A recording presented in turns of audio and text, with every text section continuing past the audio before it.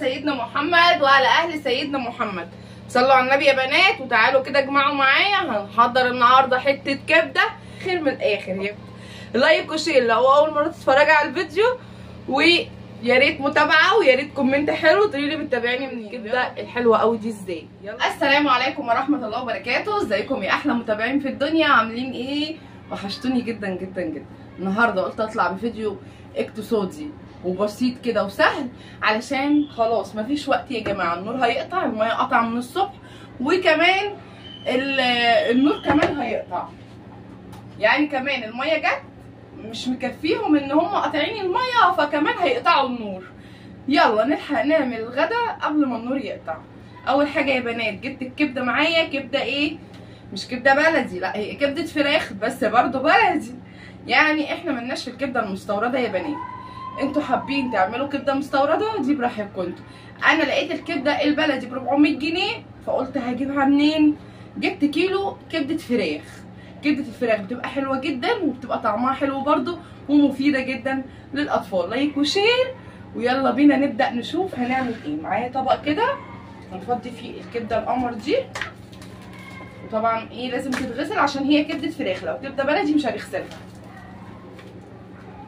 اهو زي ما انتم شايفين ما شاء الله كيلو كبده. لا بصراحه يعني حلوه جدا، ويعني هتكفي ان شاء الله اسرتك. يلا بينا نغسل الكبده وارجع لكم. حاجه تفتحي القلب بالشكل ده وتشيلي الجزء اللي بيبقى تحت من هنا.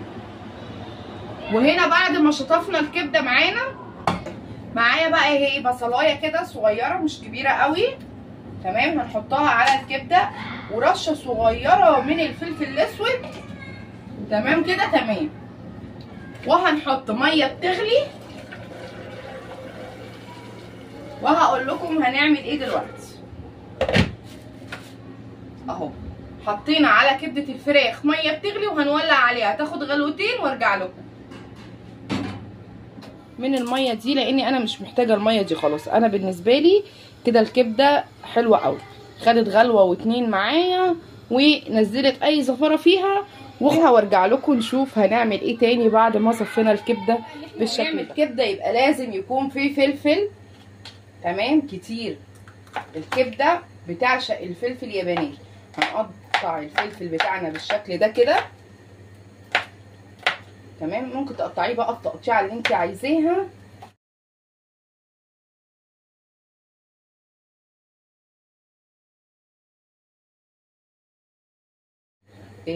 لايكاتكم وبجد بتشجعوني جدا، ولو انتوا عايزين تشجعوني اعمل لكم اكلات كتيره من دي يا ريت لايكات كتير وشير. هقطع كل الفلافل دي بقى وارجع لكم تاني، تمام. كل ما الفلفل بيبقى كتير بيديكي نتيجه حلوه قوي. وهنا معانا الكبده اللي احنا سلقناها، هناخدها بالشكل ده نقطعها حتت بقى حلوه كده. مش شرط ان انت تصغريها قوي، بس ايه على الاقل يعني تقطعيها برده شويه كده، لان هي كده هتبقى كبيره جدا. كل ما بتبقى حتت حلوه كده ماسكه نفسها تديكي طعم حلو جدا. اهو حاولي ان انتي ما تقطعوهاش الا بعد ما تسلقيها، هتلاقيها معاكي حلوه جدا. وانتي مش بتسلقيها سلقه كامله، يعني انتي يا دوب بتديها بس غلوه كده، اللي هو بس نشيل منها الزفاره، تمام. وفي نفس الوقت لما تعمليها ما تنشفش منك. يعني انا ساعات بشوف ناس بتبقى عامله الكبده دي ناشفه جدا، تحدفيها في الحيطه تردلك تاني، يعني مش عارفه ليه. فلفل والكبده معانا كبده يعني توم، يعني تحطي حته توم كبيره كده. ومعانا بقى هنا معلقه هريسه كده حمراء. الشطه الحمراء دي الهريسه دي انا عاملاها على طول كده، احطها بطرمان عندي في الفريزر، ما بستغناش عنها في اي اكل. لما ببقى عايزه الاكل كده يطلع سبايسي شويه كده احط له بس معلقه هريسه صغيره كده زي ما انتم شايفين كده. يلا بينا على البوتاجاز. هنا مولعه على حله معايا فيها ميه عشان هسلق المكرونه. زي ما انتم شايفين كده حطينا هنا صينيه على النار، وهننزل معانا كده هنا شويه من الزيت. حطينا شويه كده من الزيت، واول حاجه هننزل الكبده، هنديها طبعا تشويحه كده. لايك وشير. ومعانا التوابل بتاعتنا هي ايه؟ كمون، يا سلام بقى، شويه كزبره بس.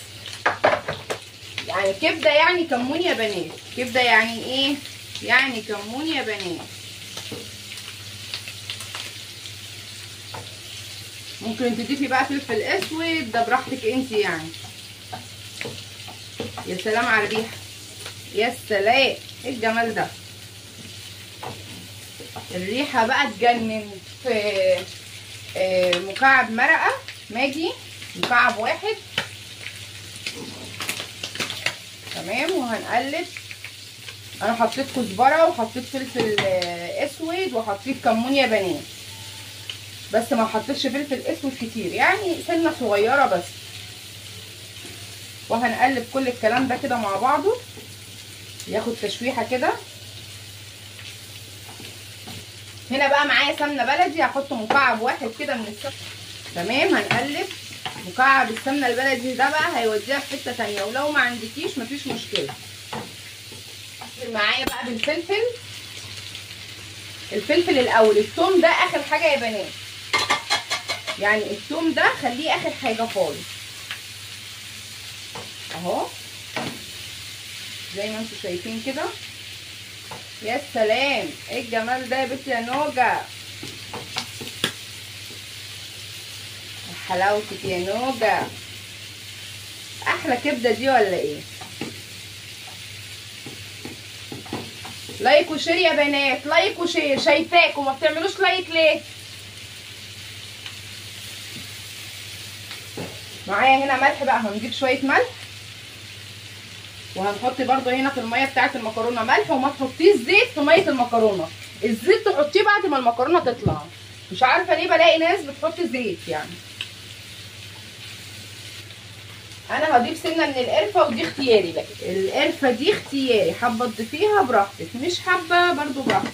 هنا بقى يا بنات بعد ما الفلفل معايا دبل وريحه الفلفل طلعت مع التوابل مع ريحه الكبده، حاجه كده ما شاء الله، يعني حاجه سكر. هننزل معانا، هنوسع كده وننزل معانا بقى بالثوم القمر اهو. توصي كده في الثوم، معلقه ثوم محترمه كده.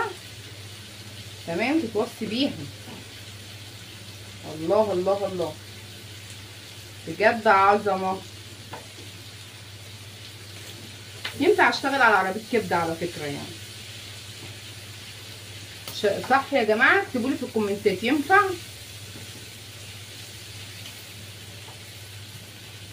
هاتولي عربيه كبده يلا عشان انزل اشتغل عليها. اسهل اكله، اقسم بالله اسهل اكله واطعم اكله وافيد اكله. يعني لو عندك انيميا بقى، لو ولادك عندهم انيميا، لو ما بيحبوش الكبده هتعمليها بالطريقه دي هيحبوها. حاجه كده بصي طعمها كده فاخر من الاخر يعني. تشويحه كده حلوه كده، تنيكي تشوحي بقى شويه كتار لما الثوم ده ريحته تطلع وخلاص. شكرا على كده، تبقى كده الكبده معانا جاهزه مجهزه اهو.